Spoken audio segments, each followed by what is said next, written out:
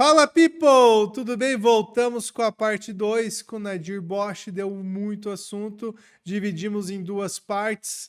Então, nós estávamos falando até na semana passada sobre o Luan, sobre a vida. Comentamos do Luan, e estávamos falando ali sobre a vida esportiva, alguns problemas, os prós e contras, né?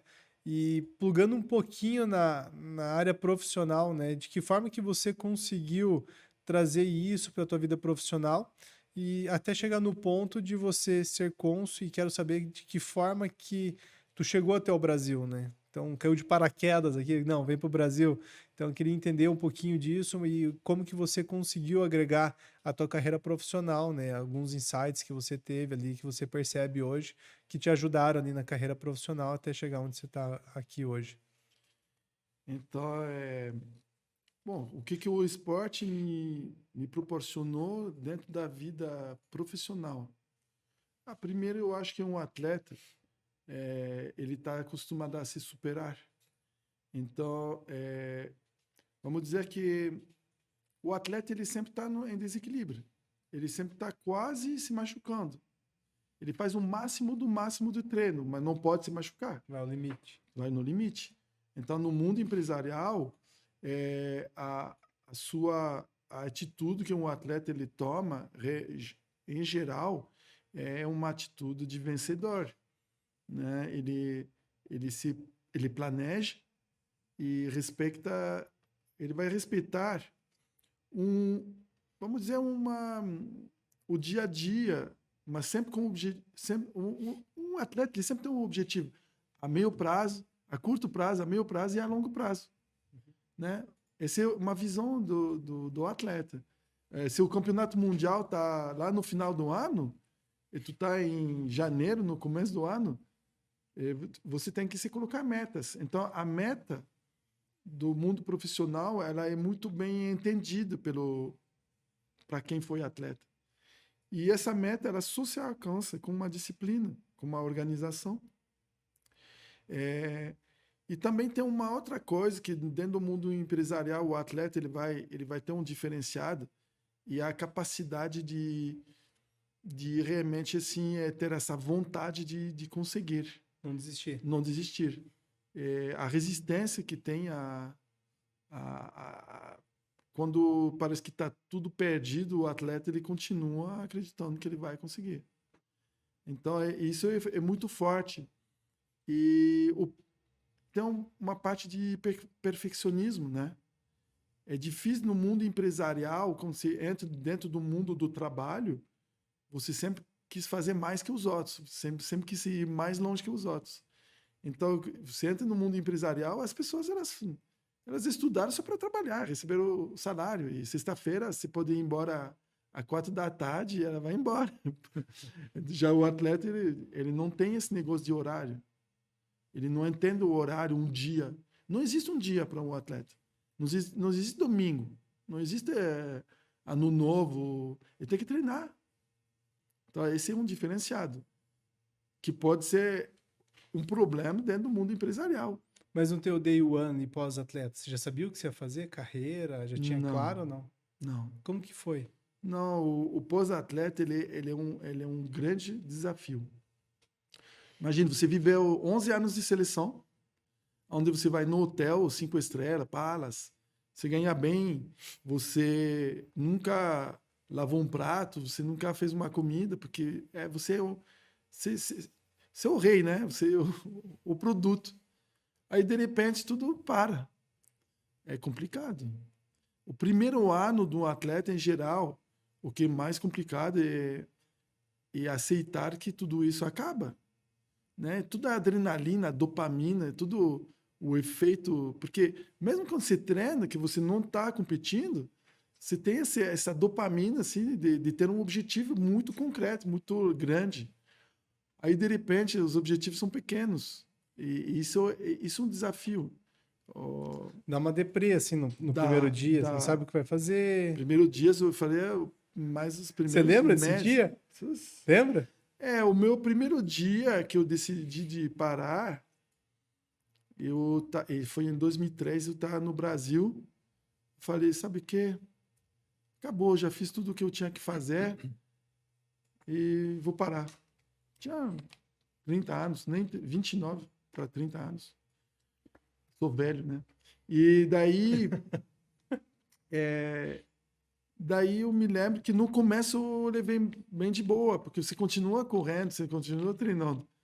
Mas tem um momento que o corpo ele sente que tem uma falta de intensidade, uma falta de, né? Porque quando você corre, quando você treina, as pessoas treinam porque elas têm o hormônio do bem-estar, né?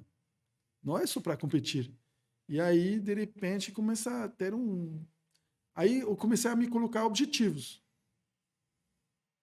Porque eu nunca tinha vivido sem objetivos. É complicado.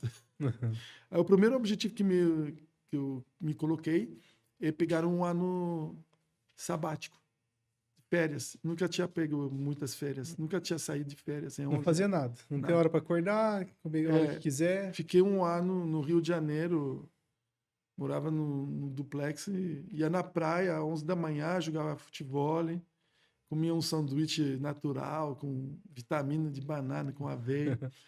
E aí eu ficava na praia, ficava descansando. À noite eu saía com os amigos.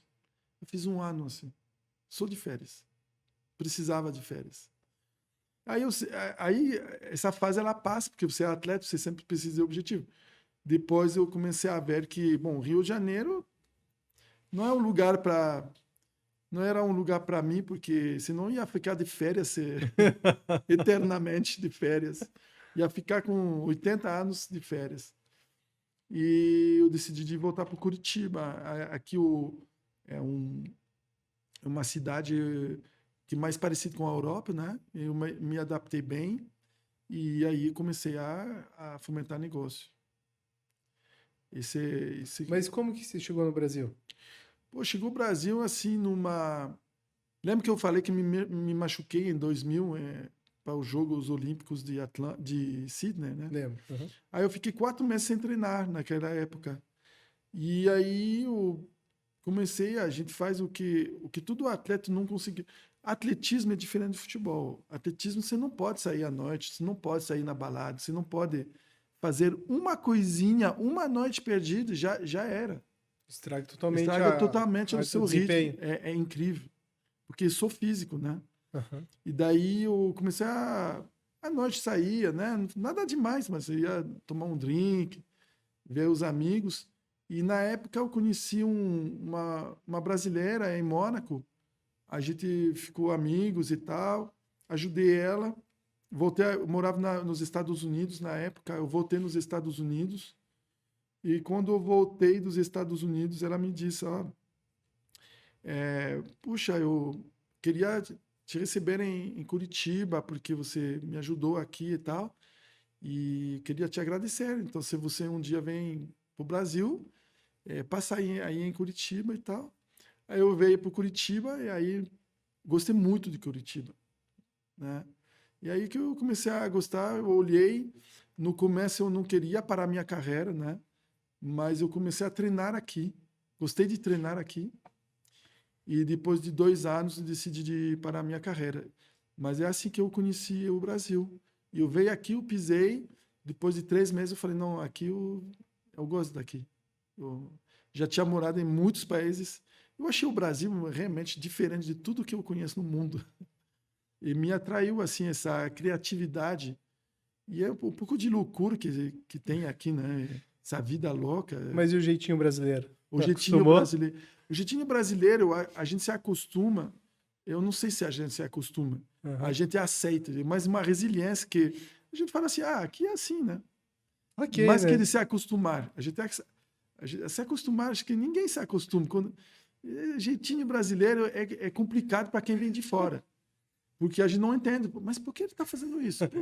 Mas o que te incomodava que você via assim, que você falava, não acredito que é desse jeito. O que me incomodava, assim, no começo, eu achava assim, por exemplo, o que era educado na França, aqui era mal educado.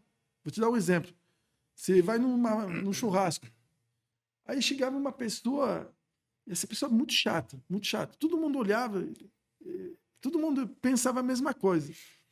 Mas aí ninguém fala nada, pô, todo mundo fica Político. simpático e tal. Uhum. Aí quando a pessoa ela vai embora, aí todo mundo, pá, pô, cara, é chato pra caramba, não, puxa, nem me fala, não aguentava mais. Então, o francês, por exemplo, ele fala na cara.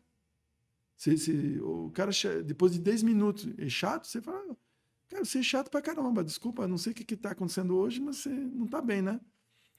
E mal educado aqui de fazer isso. Olha lá, por trás. Né? E na França é mal educado falar por trás.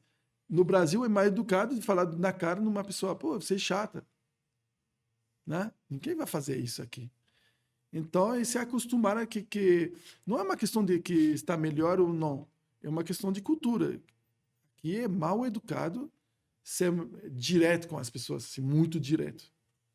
Que tem que pegar o jeitinho. Tu tem que falar, o que tu acha? Talvez. E uma coisa que me chocou também muito é a suscetibilidade das pessoas. Eu acho as pessoas muito suscetíveis. Você fala uma coisinha, elas acham que você dá uma indireta, elas acham que você está fazendo uma dupla linguagem. Por quê? Porque na cultura, aqui no Brasil, se fala muito de zoar, né? Uhum. Não, eu tô zoando, eu tô brincando, mas Duplo sentido. mas duplo sentido. Eu não sei se está. Então, essas coisas, assim, a gente tem dificuldade, mas é muito simples. Quando você vai num país que não é seu país, você tem que ficar observando e você tem que se adaptar. Entende? Sim.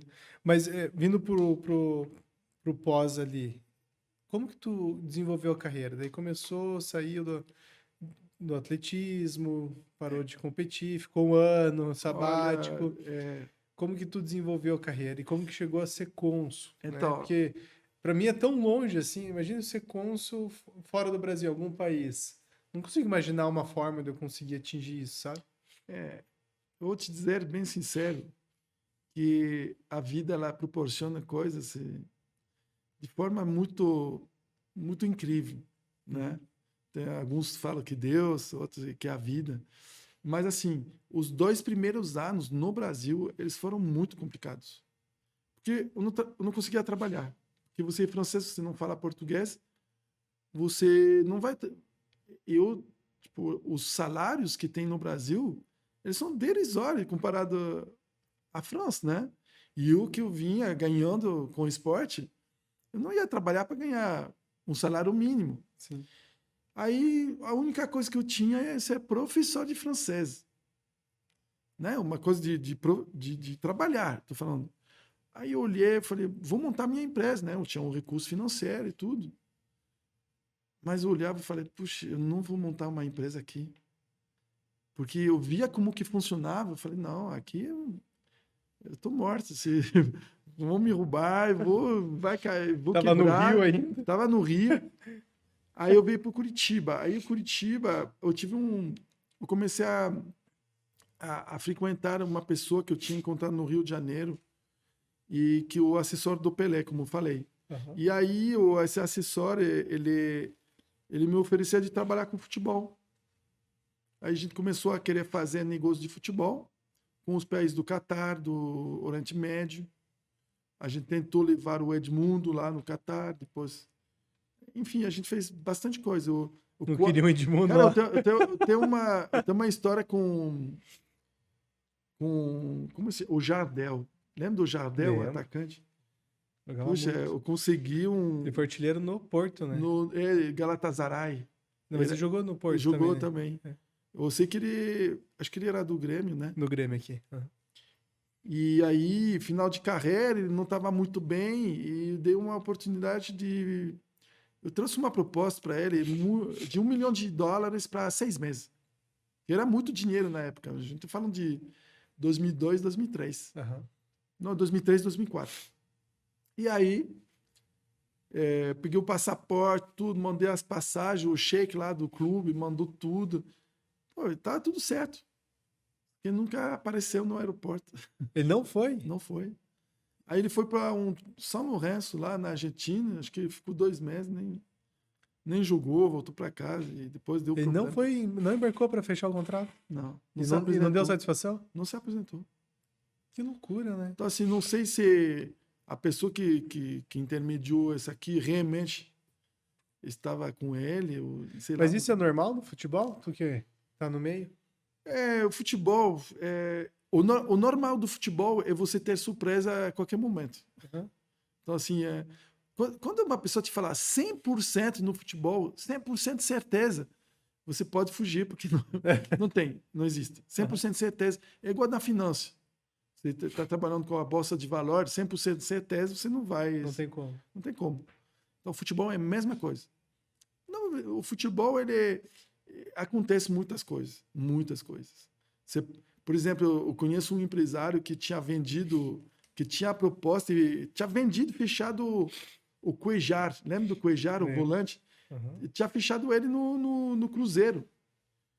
Ele desembarcando em São Paulo, o Cuejar já estava vendido para o Flamengo.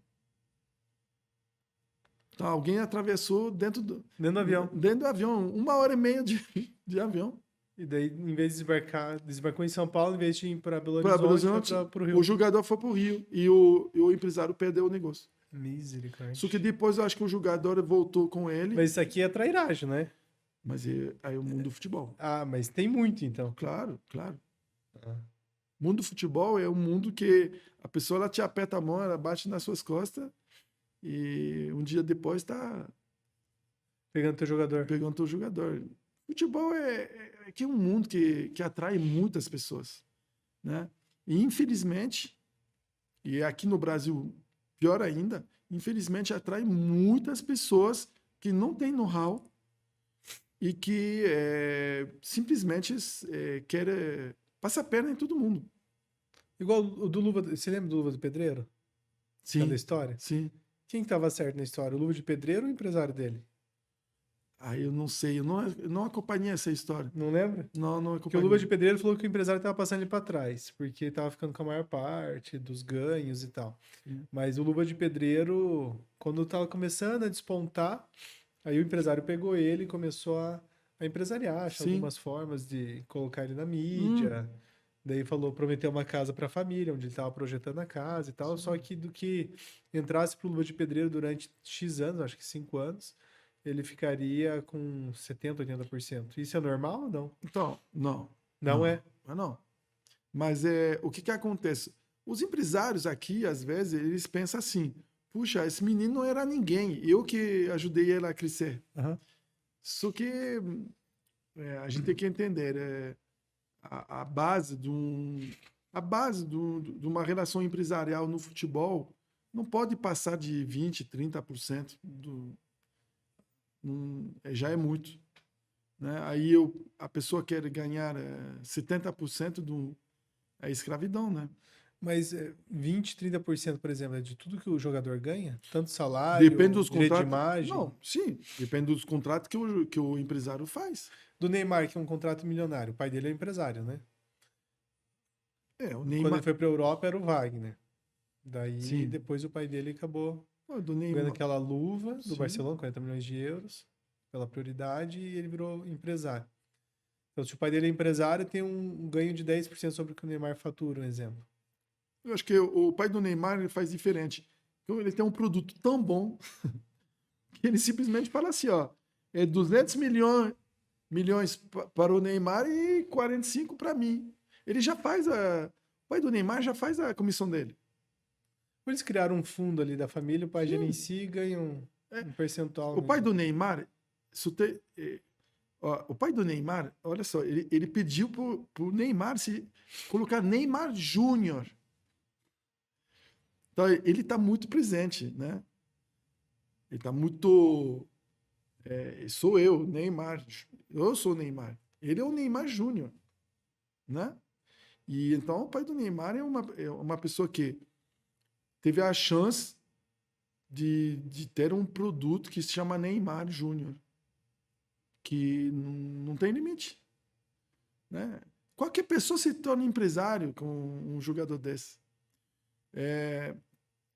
Hoje o Mbappé é uma marca, ele sozinho. Então o jogador hoje, ele sozinho, ele vai ser uma marca, né? Quando ele começa a chegar nesse nível de Neymar, Ronaldo, Messi, Mbappé, Haaland, E daí o pai vai assessorar, mas na verdade ele tá junto, né? Fica uma empresa só. Entendi. O futebol, pelo que tu já vivenciou, que tu já teve, tu acha que ele é muito sujo mesmo ou não? Eu lembro de um pai de um amigo, ele era cartola de um time aqui de Curitiba. E daí o menino queria jogar bola, queria ser jogador. E o pai não deixou, né? Esse pai do meu amigo não deixou. E ele falava que, tipo, o futebol não é pra você, o futebol tem muita sujeira, tem algumas coisas. Não vai pro futebol. E não deixou. O menino jogava muito futebol, jogava muita bola mesmo. E não deixou ele treinar, não deixou entrar em time, nada. É algo que ele com certeza teria entrado. Não sei se seria um grande jogador, mas possivelmente ele teria talento para jogar. O que tu vivenciou e o nível de profissionalismo que cada vez tá tendo mais, sabe, no futebol. Tu vê espaço ainda para isso? Tipo, para sacanagem, para sujeira? Bom, onde tem o ser humano, tem espaço para sacanagem, né? E o próprio do ser humano e de poder escolher entre o bem e o mal. O futebol, a situação do futebol é que ela proporciona muito dinheiro, um volume grande de dinheiro, muitas vezes que não é justificado, né? Quantas vezes qualquer pessoa está lá e vê um jogador ser vendido e fala assim, puxa, esse jogador não vale isso. Mas o mercado gosta disso. Por quê? Porque quando tem um volume grande, tem pessoas que podem ganhar dinheiro. Tem um pouquinho para cada. O clube, o Exatamente. influenciador. Então, assim, infelizmente, o que eu diria? Vou responder na sua pergunta. Infelizmente, sim, tem sujeira dentro do mundo do futebol, a gente sabe, né? Senão, os clubes que vendem... Porque os grandes clubes estão cheios de dívidas. Má gestão. Mas a sujeira se vê na gestão. Você não vê a Sim. sujeira chegar, por exemplo, em árbitros, Não, isso aqui, combinados. Isso aqui é normal. É normal. Claro, claro. E por isso que agora foi demascarada não, os problemas lá dos jogos Das apostas? das apostas. Gente, a partir do momento as apostas entrarem em jogo, os jogos foram trucados. Assim, isso que existe, uma realidade. Sou cegos que não quer ver, né? Hoje, um grande problema. No Campeonato Brasileiro, eu falo com toda certeza, o VAR não está sendo bem utilizado. Nem sei por que tem VAR. Mas tu acha que é proposital? E eu não estou falando isso, porque senão eu ia ser atacado na justiça, né? Uhum. Só estou falando que é tendencioso. Né? É tendencioso. Hoje, o problema é cultural. Né? Dentro do futebol, as pessoas... eu estou falando no mundo inteiro, não estou falando no Brasil. As pessoas se acostumaram a muito dinheiro. E, sinceramente, para tocar numa bola, é muito dinheiro fácil. Uhum. Mas tem que treinar, é difícil. É difícil ser atleta. Mas atleta de futebol não é o pior... não é pior profissão do a mundo. pior profissão do mundo. A sujeira, ela é muito relacionada ao dinheiro, né? E hoje, o que eu vejo? Mas os clubes vão se organizar como clube empresa, porque não adianta ser só clube empresa. Não adianta ser um clube empresa se você se comporta como um amador. Mas eu acho que a profissionalização dos departamentos dentro do clube vai permitir que o clube seja mais... deixe menos espaço à sujeira. Agora, o problema é o pique, né, a pirâmide, lá na ponta do clube, quem tem a caneta, a gente fala muito isso no futebol, mas quem tem a caneta? Quer vender um jogador, quem tem a caneta? Não adianta você falar com o presidente, seu presidente não manda em nada. Não, tem clube que é o diretor que decide. E a gente fala assim na linguagem, quem tem a caneta? Então, assim, é agressivo, não é fácil. O futebol, ele não é um mundo de negócio normal. Ele é um mundo de negócio que é mais parecido com com jogo de pôquer ou de cassino, Por causa do volume de dinheiro. por causa do volume de dinheiro. E também tem um outro aspecto, é o interesse da sociedade em relação a isso. Tem muitas coisas que virem... Por exemplo, se você começar a fazer negócio dentro do futebol, automaticamente você vai aparecer outros negócios de investimentos, de compra, então, assim, de commodities, de várias coisas que não é futebol. Aham. Porque o futebol ele é um centro onde gira, orbita bastante negócio, né? Os investidores, por exemplo. Que loucura. Eu achei que com o tempo, com o avanço da sociedade, educação, a corrupção tende a diminuir e nós vemos fatos para isso. E no futebol, com a profissionalização dos clubes, uma melhor gestão, isso fosse ficando mais para os clubes menores, né? Então, esse acordo, então vai ficando mais difícil, né? Você ter esses grandes acordos lá em cima, né? Então, Olha na Itália, a Juventus, Milan, não é verdade, né? todos esses clubes eles foram pegos para... sem contar o PSG, por exemplo, ele foi condenado já para... não sei como se chama... Fair play? Fair play. Então, assim, claro que não é...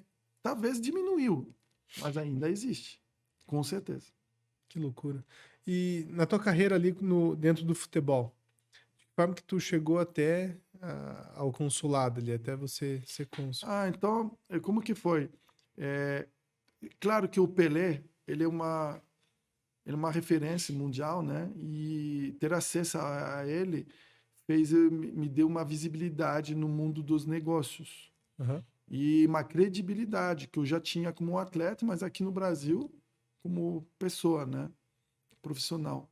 E daí foi 2016, eu comentei os Jogos Olímpicos para a televisão francesa, France Télévisions, e numa conversa lá com a seleção da França, tem uma pessoa que pegou um voo para Curitiba comigo, lembrou da minha carreira, e um diplomata. E daí ele soube que tinha... que precisava de um cônsul honorário da França em Curitiba, e ele colocou meu nome, né? E aí a embaixada entrou em contato comigo. Foi engraçado, porque me perguntaram, me chamaram na Aliança Francesa para tomar um café comigo, e eu não sabia o que eles queriam. Eles não conseguiam falar para mim, eles faziam perguntas, como se fosse um interrogatório, sabe? Uhum. Mas você fala bem português? Fala bem. Mas você vive aonde? Você faz o quê?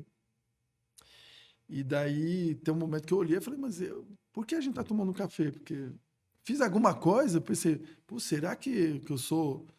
Que eles estão me investigando? Tô devendo dinheiro que eu não sabia. Daí ele falou, não, e na verdade a gente queria saber se você aceitasse de ser cônsul honorário da França aqui em Curitiba. Que ano isso? 2016. Uhum. E aí no começo, assim, não... No começo eu pedi uns dias de reflexão e tal. Voltei para casa e falei, cônsul da França, estranho, né? E eu aqui no Brasil estava fugindo dos franceses. Falei, pô, a gente vem no Brasil, a gente não vai, eu não vou me juntar ao que eu já conheço, né? E tinha salário? Então, o cônsul honorário ele tem uma verba, né, para o ano inteiro, né? Aí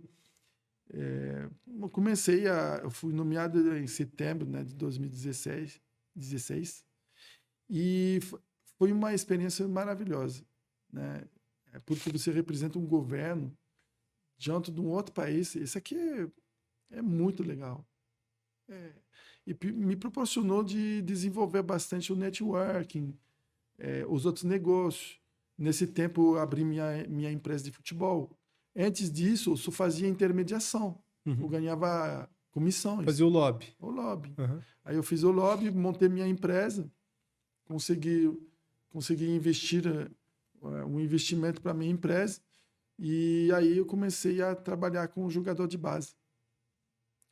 E simultaneamente, de dia o consulado e de manhã o futebol, à noite também. Foi bem corrido. Quando você entrou, era o Macron? Quando eu entrei, era o François Hollande. Ah, François. Ele estava terminando. Mas você Aliás, pegou o governo Macron? peguei cheio. Eu peguei a É? eleição de 2018 e eu que fiz a. Na verdade, eu era responsável para os 3 estados do Sul. Rio Grande do Sul, Santa Catarina e Paraná votam em Curitiba. Então, todos os franceses do sul do Brasil estavam aqui em Curitiba para votar. E peguei a eleição do Macron. E ele ganhou disparado aqui ou não? Aqui no Brasil, Foi com a Le Pen, ele não ganhou. foi? Eu tô enganado. Não, aqui no Brasil ele ganhou. Mas era ele contra a Le Pen. Contra a Le Pen. É, né? Ele ganhou aqui no Brasil. Ganhou. E a tua expectativa era que ele ganhasse mesmo ou não? Sim, porque... Não, na verdade, queria que seja outra pessoa que o Macron, porque, sinceramente, eu não concordo muito com... Porque qual que é a tua política. visão? É que é difícil opinar vendo o que a gente superficialmente vê por aqui, né? Sim. Da França. Ah, Vejo visão- os protestos, vejo algumas Não, coisas, mas mas... o francês é muito simples. De 81 a 94, ou 95, não me lembro, durante 14 anos teve a esquerda através do Mitterrand. Uhum. Aí o país melhorou, só que nessa melhoria começaram muito que a gente chama de assistanat em francês. Você vai assistir as pessoas, vai dar muita ajuda, mas ninguém ensina a pescar. E aí o Chirac vem em 94. Depois do Chirac, eu acho que nunca tivemos mais um presidente forte. Os presidentes Sarkozy, Macron, tudo isso aqui parece mais chefe de, tipo, parece mais pessoas de empresarial que presidente. E a França tá carente de um verdadeiro presidente, de uma pessoa que tem voz, que tem ideia, como sempre foi na França, né? Então a minha visão é que o Macron ele é um lobista, ele entrou lá para o business, né? E colocado pelas pessoas que queriam que esteja lá. E melhor que a Le Pen, é claro que melhor, né? Como fala aqui no Brasil, aqui no Brasil vota para o menos pior. Uhum. Lá também tem isso. Também. Por quê? Porque a mediocridade da política mundial já mostrou a cara. O Trump, o Biden, é muito... Putin, não. É que é muito raso.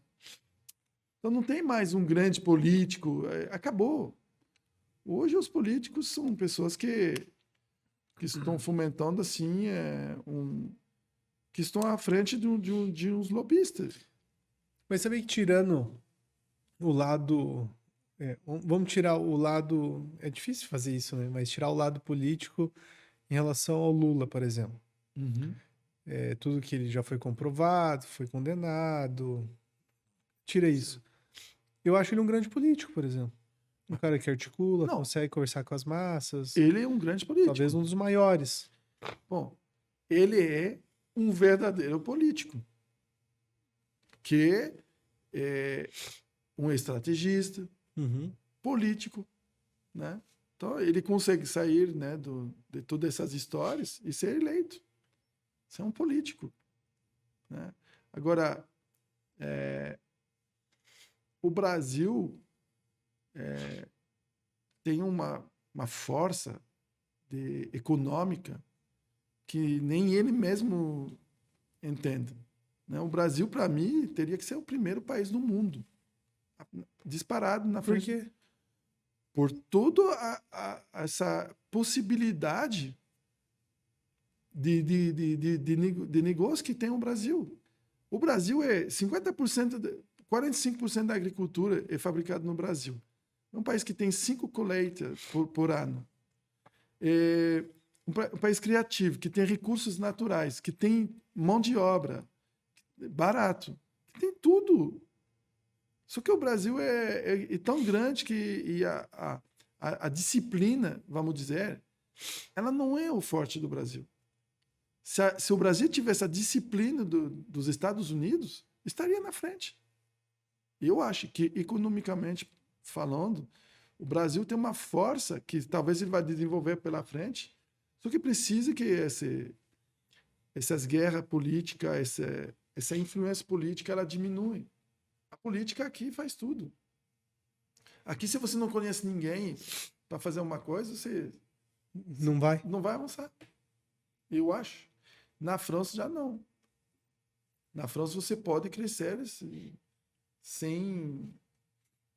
assim, sem recurso, você consegue começar de baixo e vai subindo, subindo, subindo.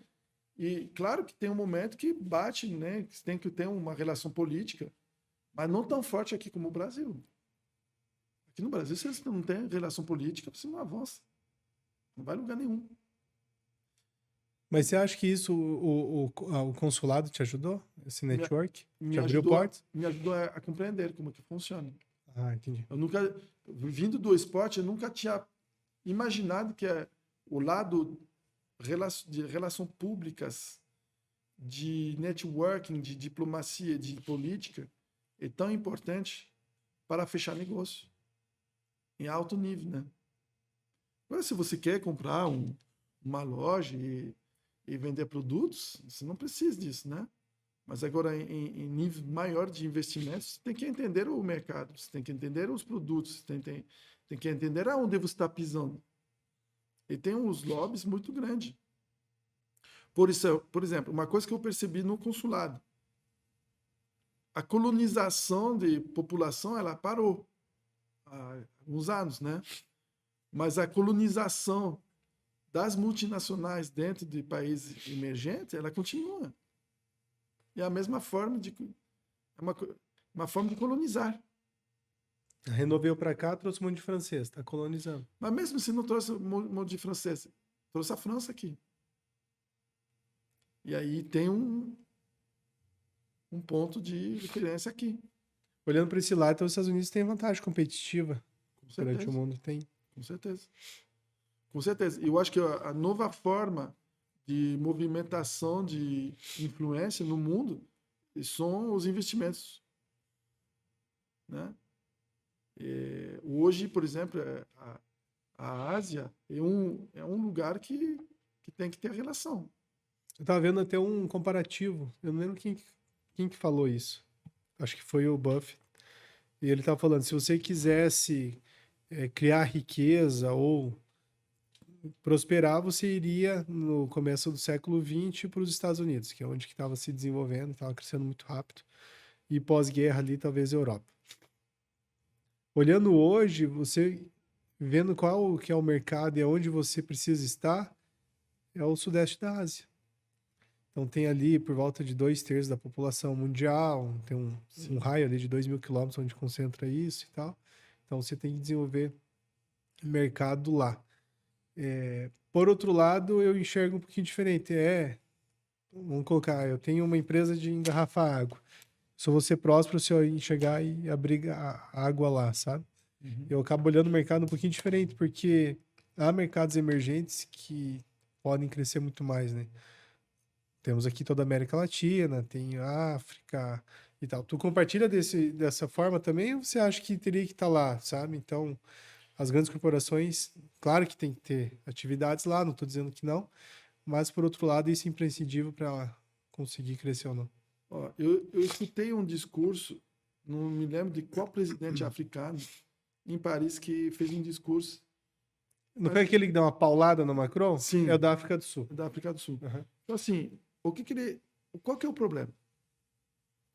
E o nível de consciência do seu potencial. Né? Você tem uma empresa, eu sou empresário também. Se você tem um nível de consciência de onde você está e seu potencial, você vai pedir respeito nesse nível. Né? Eu acho que o Brasil, no momento, não entende ou não quer entender, ou entender o potencial dele, mas está se vendendo para o diabo.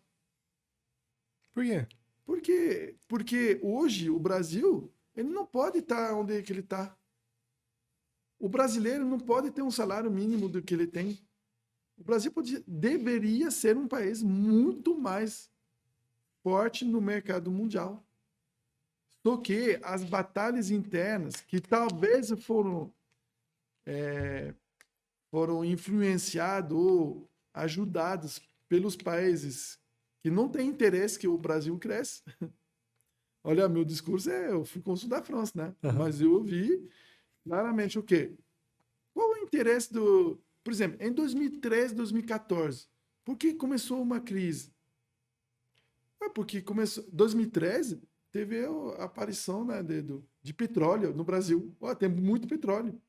Ah, mas a gente não sabe o pré-sal lá, não, a gente não sabe Extrair. explorar, extrair. Perdão? Mas quem falou esse discurso?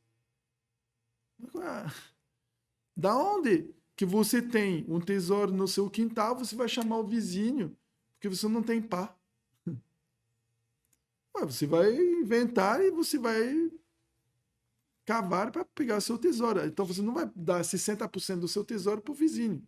Aí vem empresas americanas e acho que canadenses, vamos explorar esse petróleo. A partir daí começou os problemas econômicos e políticos aqui no Brasil. Eu acho, na minha visão geopolítica, o Brasil ele dá medo para todo mundo, porque é um país que tem tudo para ser o número 1 mundial. E Você aí, acha que sabotam o Brasil, então? eu acho que não sabota, porque não precisa chegar a ter esse nível, porque, mais uma vez eu vou repetir, eu acho que o próprio Brasil, ele não toma consciência da força dele. Né? O dia que o Brasil fala assim, não, aqui tá do mesmo jeito que a Europa, aí vai avançar. Eu acho que é o país do futuro, o Brasil é o país do futuro. Mas esse aqui é somente se culturalmente as coisas mudam. Tem que combinar com os brasileiros, né? Está na mão do brasileiro. Aham, tem que combinar com o brasileiro, que é o país do futuro. Sim. Falando um pouquinho de futebol, Copa do Mundo foi agora, né? Brasil, você acha que teria chance, falando um pouquinho do Brasil, teria chance de ter ganho da Argentina e, consequentemente, da França na final ou não? Tô olhando futebol. Cara, não sei nem como responder nessa pergunta, porque para mim o Brasil devia ter amassado a Croácia e, por consequente, amassado a Argentina e a final era para ser França-Brasil. Mas a FIFA deu um pênalti por jogo para a Argentina, né? Cada jogo tinha um pênalti. Não reparei. Eu reparei. E na final, tem algo que me chamou muito a atenção. Eu acho que o primeiro pênalti para a França, a favor da França, quando empata 2-2, quem faz a falta, o argentino, você vê depois, o último zagueiro. Ele tem que ser expulso. Quando não tem mais jogador entre o último jogador que faz a falta e o goleiro, o jogador tem que ser expulso. Ele não foi expulso. Eu acho que se o jogador naquele momento fosse expulso, a Argentina não faz 3-2 e a França ganhou o jogo. Mas foi o gol de empate. Foi o gol de empate. Consegue puxar, Rick, pra gente ver? Tenta achar lá. Eu fiquei curioso. Eu acho que, não sei se no 3-3 ou Mas no você acha que o 2-2. Brasil teria chance de jogar com a França, igual para igual? Claro, o Brasil era o melhor time que tinha na Copa do Mundo. E eu vou te dizer, o Brasil só perdeu dele mesmo. Só perdeu dele mesmo. Infelizmente. Eu não tinha um pouquinho dessa visão. Eu achei que nós chegamos num bom nível, mas tinha algumas falhas assim de transição que eu achava que... Não. Todos os times que estavam no último... Tanto é que o Marrocos ganhou da Espanha e foi para a semifinal. Muito fraco o nível da Copa do Mundo. Será que é pela época? Chegaram já... Foi final do ano e chegaram meio de temporada? Eu acho que foi fraco por ser assim, um pouco fora de temporada. Aqui, ó, pênalti. Último zagueiro. Mas, volta um pouquinho, Rick. Será que ele não deu porque ele não estava em direção ao gol mesmo, ele estava um pouquinho pro lado? Não. Volta... Não tem que ser em direção ao gol. Ele estava dentro da... Né, pênalti, né? Aqui é o 2-1. Não, esse é o 2-1. É o 2-1. É o 1-1, né? Volta um pouquinho mais. Um pouquinho antes, Rick, pra gente ver o pênalti. É aqui, ó. É isso, agora deixa eu dar. Aí. Aqui, ó. Último zagueiro. É. Cartão vermelho. Não era uma falta. Não, mas não precisa ser uma falta flagrante. É cartão vermelho. É a regra. Não é subjetivo. Não. É claro ali. Último zagueiro. homem. Zagueiro entre o goleiro e o zagueiro, não tem Falta. outro jogador. Pênalti, cartão Falta, vermelho. pênalti, cartão vermelho. Mudava o jogo. Mas, enfim. Queriam que o Messi ganhasse a Copa do Mundo. Todo mundo ficou feliz. Será? Não é teoria da conspiração? Não. Puxa, um pênalti por jogo. Pô, o pessoal tem que querer que o Neymar ganhe uma, então, né, Rick? Né? Mas o Neymar não chegou a ser, ainda, no mundo, o Neymar não chegou a... Ele é uma estrela, ele é famoso, ele é um jogador excepcional. Eu não vou falar do futebol dele. Mas ele não chegou no nível do Messi. Você diz em relevância. De respeito, de credibilidade. Talvez nem chegue, né? Não. Tá com 31 já? Talvez. Mas assim, o que eu vejo? A França já fez 2 finais. Não estou falando porque eu sou francês, mas já chegou em 2 finais. 2018 e 2022. E vai chegar na final de 2026. Eu não tenho dúvida. Tá cravando já. Vai chegar. E eu acho que o Mbappé vai ganhar. Fazer a fezinha, Rick. Vamos fazer a fezinha na França para a próxima Copa. É que a gente... o mundo está banalizando as performances do Mbappé. Você acha que ele é o melhor do mundo? Gente, ele fez 3 gols na final. Com o pênalti que ele faz 4 gols. Ele foi artilheiro da Copa do Mundo, gente. Com 23 anos de idade. E já é campeão. E já é campeão mundial, com 19. Fazendo gol na final. Não sei o que as pessoas querem. Mas ele não é criativo, ele não é... Tá, mas... Eu vi ele disputando com o Neymar, chutando uma bola pro alto, tinha que acertar um alvo, assim, sabe? Uhum. E tem a perna muito dura, velho. Mas ele nunca vai ser o Neymar. O Mbappé não tem o nível do Neymar. Mas o Neymar nunca vai ser artilheiro da Copa do Mundo, nunca vai ganhar a Copa do Mundo com 19 anos. Comparando, o Mbappé é o Ronaldinho Fenômeno, o Neymar é o Gaúcho. É mais plástico. Não, eu acho que o Mbappé ele é um novo Cristiano Ronaldo. Ele é um jogador decisivo que vai fazer a diferença no jogo. Ele é focado. Ele é focado. Agora, o Ronaldinho Gaúcho, eu acho que nem vou comparar, porque o Ronaldinho Gaúcho é incomparável. Em técnica, tu acha? Tecnicamente, eu acho um fenômeno, fenomenal. E o Ronaldo Fenômeno nunca vai ter um 9. Não existe. Ninguém vai chegar nem perto do Ronaldo Fenômeno. E o Ronaldinho Gaúcho, ele é tão diferente dos outros.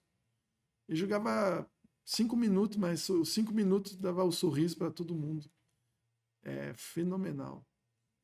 Impressionante. Ficou nostálgico aqui agora, né? Fiquei, porque agora a gente olha o jogo de futebol, final de semana, vendo cansativo.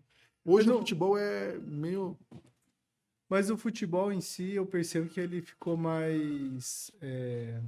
como que eu posso dizer? Tático. Boring em inglês.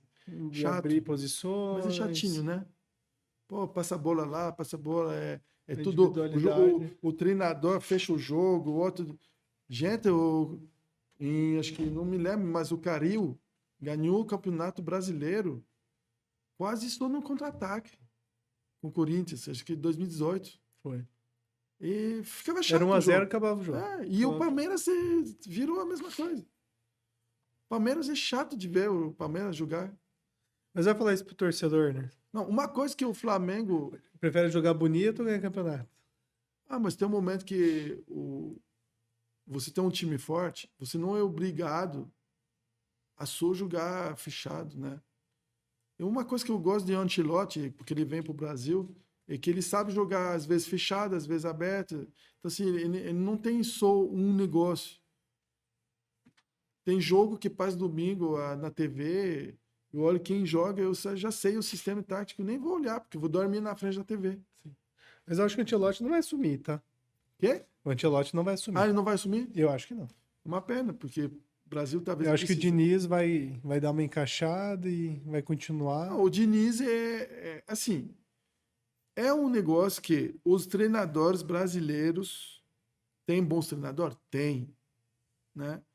Mas alguma coisa ainda, eu acho que o Brasil ficou um pouco para trás e não se renovou. Então é difícil falar isso, porque os treinadores brasileiros que são bons tem, mas eu acho muitas falhas várias vezes. Mas não é só por causa do treinador. Eu acho que os jogadores também deixam a desejar taticamente. E por isso que quando eles vão na Europa, Eles batem, né? porque senão vai no banco. Uhum. Aqui você coloca o craque no banco, você é demitido. Então o treinador não consegue manobrar. Sim. Você faz um jogo, perdeu 2 jogos, o treinador é demitido. Sim. Você vê, o Diniz é um excelente treinador. Aham. Agora é que nós temos, né? Mas eu torço para que o Tô na expectativa. eu Vamos torço ver. para que o Brasil fica com o Se treinador. encaixar, porque seria Fica com legal. o treinador. Eu gosto do estilo de jogo do Diniz. Ele joga, ele não só defende, ele joga. Para encerrar, vamos lá. Vamos lá. Eu faço sempre uma tabelinha, mas antes eu quero saber assim, ó. Comida que tu gostou, comida que não gostou aqui do Brasil. Do Brasil? Buchada. Então, não, eu adoro, mas uma coisa que, assim, moqueca. Nossa, como é bom. Moqueca, Amo muqueca. moqueca, eu adoro. Arroz, feijão, banana milanesa e bife acebolado. Eu adoro. Feijoada. Detesto. Porque o cheiro, eu não sei, eu não gosto. Não vai. Não. Buchada É nem pesado. pensar. É pesado. Como a feijoada, parece que passa 2 dias para recuperar do feijoada. E eu amo. Não, mas uma coisa Mas, assim. mas eu sou suspeito, eu como tudo, né? Não, Eu não sei desculpa, o que eu não mas como. é que eu sou francês. E o francês é cheio de mimimi com comida, né? Uhum. Mas a picanha aqui. Que não tem a carne que tem. Aqui é um sonho. Mas você fala babando da picanha. Né? Babando, babando. Não, a carne brasileira é um sonho. E o que não come de jeito nenhum? Assim, você comeu, falou de açaí, um exemplo. Tem gente que gosta. Adoro açaí. Adoro, né? Eu também. Mas o que não gosta, assim? O que olha assim, tem alguma coisa? É difícil, não gosto. Porque, assim, eu fui educado que a comida tem que ter um respeito muito grande. Porque tem pessoas que não comem, né? A gente esquece, às vezes, a gente é empresário. A gente vai no buffet, a gente come para... Aliás, eu devia parar de comer.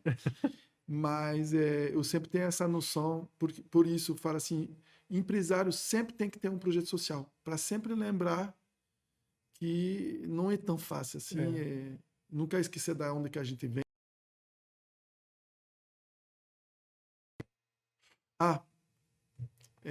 Eu não gosto de... Sabe aquele negócio que... Como se chama? Que baba lá. Quiabo. Quiabo. Eu não gosto. Eu não gosto do quiabo. Olha, assim, eu não sei, porque eu vejo pessoas que falam assim... Nossa, quiabo, eu amo quiabo. Você ama? Não, eu não consigo entender. Frito na salada, é cozido. Não, eu não sei, eu não consigo. Que loucura. Palavra difícil que você bate aqui. Macarrão. Macarrão? Eu não consigo falar o rão. Tudo com rão? Tudo que tem os dois R. Vamos fazer um inconstitucionalidade. Não. Não. O que você quebrou inconstitucionalmente? Não é? Inconstitucionalissimamente. Como? E qual que é aquele país com B? Bangladesh? Bangladesh. Tem o giro de mercado, a gente grava, daí ele não consegue falar Bangladesh. Como que é? Aí, ó, agora foi. A língua portuguesa não é tão fácil.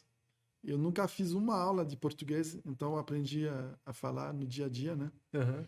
E hoje que eu tenho um pouco mais de noção, eu percebo que tem muitas pessoas também que se batem com o português aqui no Brasil. Tem. E não é uma língua simples. Não. E a conjugação não é fácil. Eu faço um esforço, várias por exemplo. regras. Eu falo assim, nós falamos mais tarde. Eu vejo bastante pessoas falando, se falamos. Então, assim, são coisas que aprendi. Mas português Mas eu gosto do português do Brasil. Ah, não, de Que dá para Portugal. pegar um violão, tocar uma bossa nova. Agora, do Portugal, eu E é estranho, não né? consigo. Não é Patrício.